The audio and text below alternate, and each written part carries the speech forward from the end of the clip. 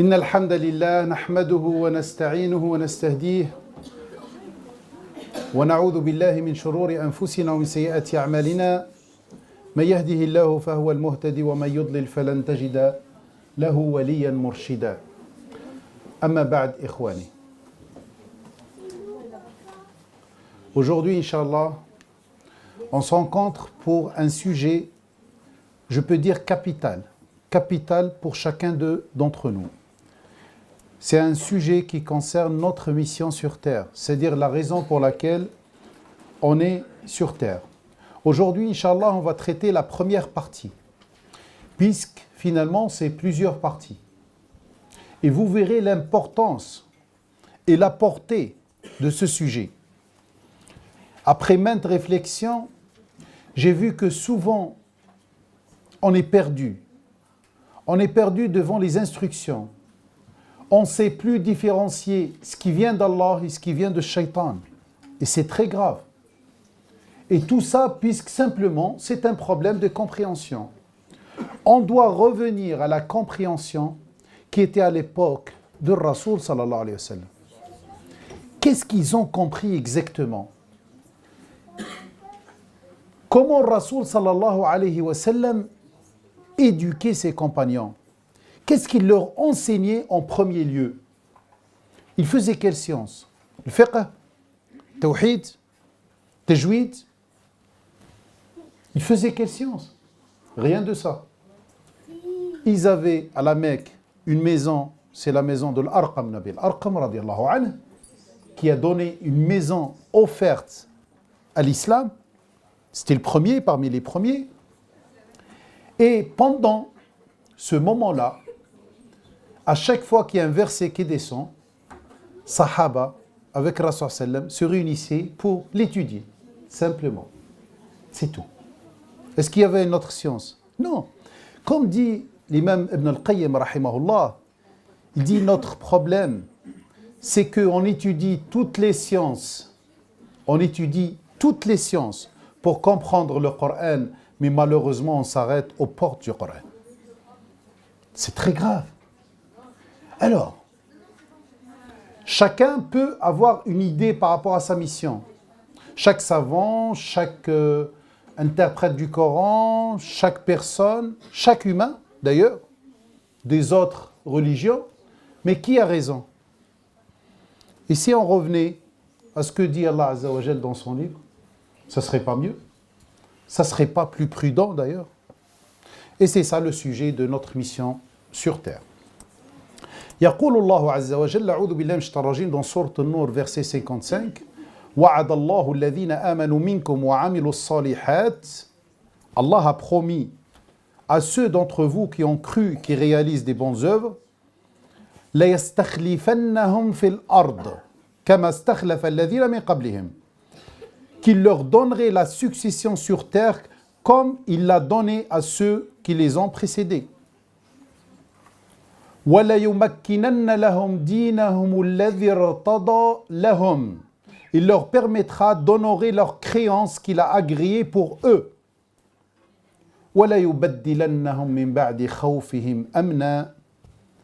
Il leur changerait leur ancienne peur en sécurité. يَعْبُدُونَنِي لَا يُشْرِكُونَ بِي شَيْئًا. Ils suivent mes commandements et ne m'associent rien à ceux qui dénient. Et ceux qui dénient par la suite, ce sont ceux-là qui dévient. وَمَنْ كَفَرَ بَعْدَ ذَلِكَ فَأُولَٰئِكَ هُمُ الْفَاسِقُونَ. Allah a promis plein de choses ici à ceux qui ont cru, qui ont fait des bonnes œuvres. On est censé, nous les musulmans, être ces gens-là. Si j'ai bien compris, tous les musulmans du monde considèrent que sont les porteurs de la vérité et c'est eux les successeurs de Muhammad sallallahu alayhi wa sallam. De toute façon, on se présente ainsi. Alors, Allah a promis que ceux d'entre nous qui ont cru et réalisent des bonnes œuvres auront la succession sur terre. Ça veut dire quoi la succession sur terre? C'est-à-dire c'est eux qui vont dominer la terre et c'est eux qui vont la gérer. Ça veut dire c'est pas les autres qui vont la gérer à leur place et leur imposer des choses. Est-ce qu'on est dans ce cas-là? Il leur permettra d'honorer leur créance qu'il a agréée pour eux. La créance, bien sûr, c'est leur dîn. Puisque le mot religion est très loin. On verra ça ensemble. Leur créance, ça veut dire leur dette envers Allah Azza wa Jal. Ils vont l'honorer comme il se doit. Est-ce que c'est le cas? Ils leur changeraient leur peur en sécurité. Bien sûr, dans tous les pays musulmans, il n'y a que la sécurité. Alhamdulillah, personne n'a peur, ni de l'extérieur, ni de ceux de l'intérieur. On est très très bien. Bien sûr, vous comprenez ce que je veux dire. Puisque la situation des pays musulmans, le minimum qu'on puisse dire, c'est affreux. Voilà, c'est le chaos total. Si Allah a promis tout cela, pourquoi ne voyons pas cela sur le terrain? C'est la première des questions qu'on doit se poser. Si on était sur le vrai dîn d'Allah Azza wa Jal, comment il peut nous abandonner ainsi? Alors qu'il a promis qu'il n'abandonne jamais ceux qui sont sur le savoir. Déjà, c'est la première réflexion d'un musulman, d'un musulman ou d'un être humain qui cherche le salut. Aucun lieu dans la prière, aucun lieu de prière dans le monde. Je parle de tous les lieux de prière. Synagogue, cathédrale, mosquée, n'est plein comme les mosquées. Et ça, tout le monde le sait. Le plus grand lieu de pèlerinage dans le monde, c'est à la Mecque. Sahoulala. D'où vient le mal alors? D'où vient le mal? Et surtout dans les pays musulmans. Des fois, dans Salat Tarawih, on ne trouve pas de place. Jumu'ah, on ne trouve pas de place. Normalement, on est censé être proche d'Allah. D'où vient le mal? Nous prétendons que nous sommes une miséricorde pour l'humanité. Bien sûr, nous sommes les successeurs de Rasul sallallahu alayhi wa sallam. Et Allah, il a dit, Rasul sallallahu alayhi wa sallam, wa arsalnaka rahmatan lil alamin. On t'a envoyé une miséricorde pour tout l'univers. Est-ce que nous sommes une rahma, une miséricorde pour l'alamin? Est-ce que à chaque fois qu'un musulman s'installe ou déménage et s'installe à côté d'un non-musulman, ce non-musulman, il dit, alhamdoulilah, il y a rahma qui est venu à côté de moi? On doit se poser des questions.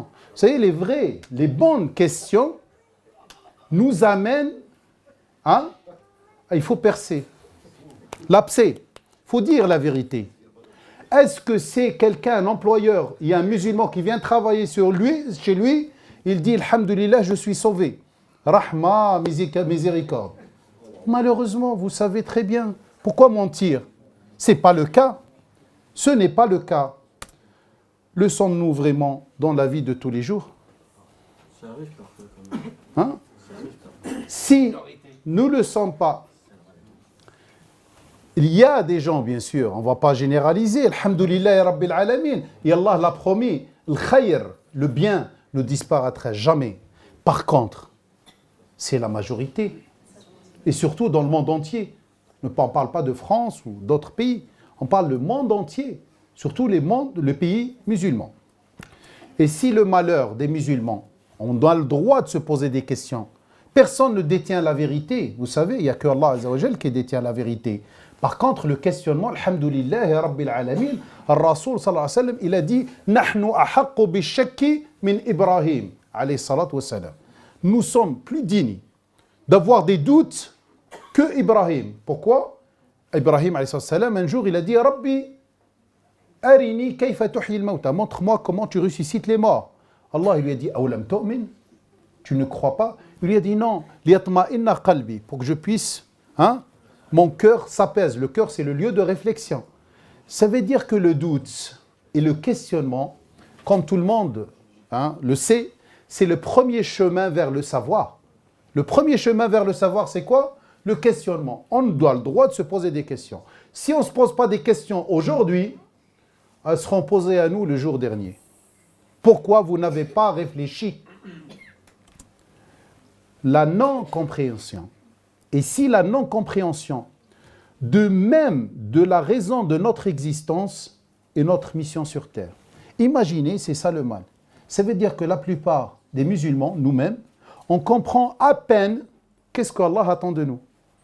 Vous imaginez, c'est ça la vérité? C'est très grave. C'est très grave. Ou une mauvaise compréhension, peut-être beaucoup d'entre nous considèrent qu'ils comprennent pourquoi ils sont sur Terre, mais c'est une mauvaise compréhension. Pourquoi? Puisqu'elle ne provient pas du Coran, ou elle ne provient pas, ou elle ne respecte pas la nature humaine. Vous savez pourquoi je vous parle de la nature humaine? qu'est-ce qu'il parle, qu'est-ce qu'il dit Allah Azza wa Jal du din? Le vrai din, c'est lequel? قال الله عز وجل فطرة الله التي فطر الناس عليها ذلك الدين القيم. La nature humaine sur laquelle Allah Azza wa Jal a créé l'humain, selon laquelle Allah Azza wa Jal a créé l'humain, voilà le vrai din, celui qui domine tous les autres. C'est interpellant quand même. Ça veut dire que toute chose qui est loin de la nature humaine saine, normalement, ça ne fait pas partie du din, même si on veut le faire croire.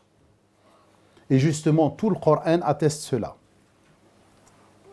Car si l'être humain se pose la question, à qui profite tout cet univers, c'est tout à fait normal qu'il va trouver la réponse, il sert à quoi lui? Si on regarde autour de nous, ikhwani, akhawati, si on regarde autour de nous, on verra que tout l'univers se prosterne à nous. Vous savez, le sens du mot prosternation, soujoud, c'est être au service. Soujoud, la vraie sens du mot soujoud, c'est être au service. Et ce qu'on fait pendant la prière, quand on met notre tête par terre, on dit asjoud, c'est un symbole pour nous faire savoir que vous êtes au service d'une mission dictée par Allah Azza wa Jal. Si tout l'univers, accepté bien sûr Shaitan, Iblis, se prosterne à nous, il est à notre service. Quelle est notre mission sur terre? À chacun de ces créatures, une mission qui finit à nos pieds. Vous savez, même le requin qu'on a peut-être, on passe notre vie sans jamais le rencontrer, il est là pour nous nettoyer les océans. Sinon, tous les poissons qu'on mange meurent. Et bien sûr, après, c'est la dégradation totale de la vie sur Terre. Ça, c'est les scientifiques qui le disent. Un requin, c'est l'éboueur des océans. Alors que nous, on croit que c'est lui qui mange tous les déchets. Bien sûr, animal. Alors, on a une poule. Et cet exemple, j'aime bien le donner. C'est un exemple qui nous interpelle. Une poule, toute sa vie, elle fait quoi? Elle nous donne des œufs et de la viande.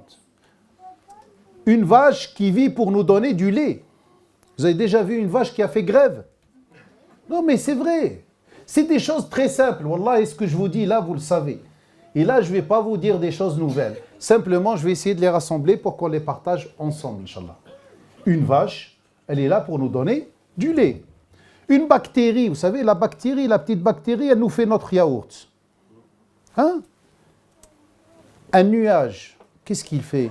Il nous amène de la pluie. Vous savez, tout ce que je vous dis là, il est cité dans le Coran. Allah nous interpelle souvent, mais des fois, quand on passe trop rapidement pour réfléchir. Un chien qui est là pour t'offrir la sécurité. Si vous connaissez ceux qui ont des chiens, ils savent très bien, subhanallah, il est programmé pour te protéger. Même pour te distraire, il est programmé ainsi. Le chat.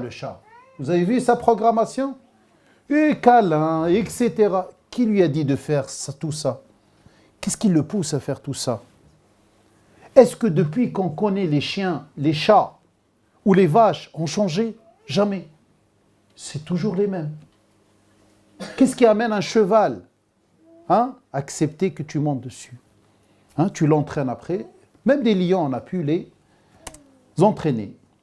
Alors, sans parler de la terre, bien sûr, sans parler du soleil, qui est en train de t'offrir tout ce qu'on a comme chaleur, comme lumière, etc., et maintenant l'énergie, et des étoiles qui sont très loin de nous. Et malgré ça, Allah nous les a données pour nous embellir notre ciel le soir, pour qu'on puisse reposer un petit peu nos yeux, tel un roi, qu'on lui a mis tout ce qu'il faut pour qu'il puisse se sentir comme un roi et réaliser une mission. Mais quelle est notre mission? Puisqu'attention, la mission, elle est selon les outils qu'on met à ta disposition. Si on te met une limousine pour te déplacer d'un lieu à un autre pour une mission, sûr et certain que la mission vaut plus que la limousine. Un avion, ça veut dire que la mission vaut plus qu'un avion. Si on t'offre un hôtel 5 étoiles, c'est que la mission vaut que plus que 5 étoiles. Eh bien, imaginez-nous, Allah il nous a offert l'univers. Quelle est donc notre mission, ya ikhwani? Certains croient que leur mission, c'est les 5 fois où ils se prosternent à Allah Azza wa Jal, ou un mois où on se prive de manger pour le soir manger comme n'importe. Voilà.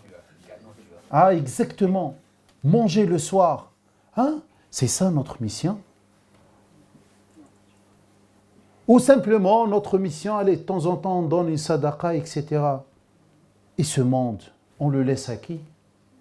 Et tout ce qui nous arrive, tout le malheur qui arrive à nos enfants, à nous-mêmes, notre vie qui se dégrade, on la laisse à qui? C'est qui gère cette terre? Si ce n'est pas celui qui est au service de la mission qu'Allah Azza wa Jal lui a donnée. Beaucoup de questions. Surtout Allah, il dit وَلَقَدْ كَرَّمْنَا بَنِي آدَمَ وَحَمَلْنَاهُمْ فِي الْبَرِّ وَالْبَحْرِ وَرَزَقْنَاهُمْ مِنَ الطَّيِّبَاتِ وَفَضَّلْنَاهُمْ عَلَى كَثِيرٍ مِّمَّنْ خَلَقْنَا تَفْضِيلًا. Allah, bien sûr, qu'est-ce qu'il dit à la fin de ce verset? Nous les avons nettement préférés à plusieurs de nos créatures. Et bien sûr, beaucoup de tafdil. Mais pourquoi? Sûr et certain pour une raison valable. Est-ce que pour qu'on s'entretue, pour qu'on se déteste, pour qu'on se médise les uns et les autres, pour que chacun ne s'occupe que de lui? Est-ce que c'est cela, la raison de notre création? Si Allah vous offre tout cela, nous offre tout cela, et c'est chaque créature a une mission envers moi, quelle est donc notre mission? Et la question qui se pose aussi, peut-on réussir une mission sans la comprendre? Tous ceux qui ont travaillé, qui ont des missions, hein? Des fois tu dis à ton fils, fais. Il ne fait rien. Pourquoi tu ne fais pas? Mais papa, maman, je fais quoi? Tu m'as dit fais, qu'est-ce que je fais? Ben oui, il faut lui expliquer. Qu'est-ce que tu dois faire? Alhamdulillah, alhamdulillah. Allah nous a tout expliqué. Simplement, est-ce qu'on a essayé de comprendre? Certes, Allah a créé l'homme pour une raison noble. Et nous sommes obligés de la comprendre. Vous savez pourquoi nous sommes obligés de la comprendre? Allah, il dit dans Sourate Al-Mu'minun, verset 115, أَفَحَسِبْتُمْ أَنَّمَا خَلَقْنَاكُمْ عَبَثًا وَأَنَّكُمْ إِلَيْنَا لَا تُرْجَعُونَ. Pensez-vous, أَفَحَسِبْتُمْ, vos calculs, ce que vous avez cru, est-ce que vous avez cru qu'on vous a créé vainement, sans but, عَبَثًا وَأَنَّكُمْ إِلَيْنَا لَا تُرْجَعُونَ, et vous ne seriez pas ramenés vers nous? Et c'est ça la question que Allah Azza wa Jal nous dit dans son livre, qui doit nous pousser surtout à comprendre c'est quoi le mot islam, c'est quoi être musulman, et c'est quoi l'adoration d'Allah Azza wa Jal. Et plus que ça, pour réussir une mission, il faut avoir une vision globale. Une vision, on dit une vision. Vous savez, pour ceux qui ont déjà essayé de travailler, ou quelqu'un qui a employé des employés, à chaque fois qu'on n'explique pas tout à un employé, il peut faire plus de mal que de bien. Plus de mal que de bien. Ça veut dire que l'employé, pour qu'il puisse réaliser sa mission, normalement, il doit savoir tout ce que l'entreprise produit et quels sont les risques et comment il peut réagir à n'importe quelle situation. Comme ça, il ne fait pas d'erreur. Et au moment où il ne sait pas, il va se préserver. Si on n'a pas une vision globale, on ne peut pas réussir notre mission. C'est pour ça qu'on doit se poser la question.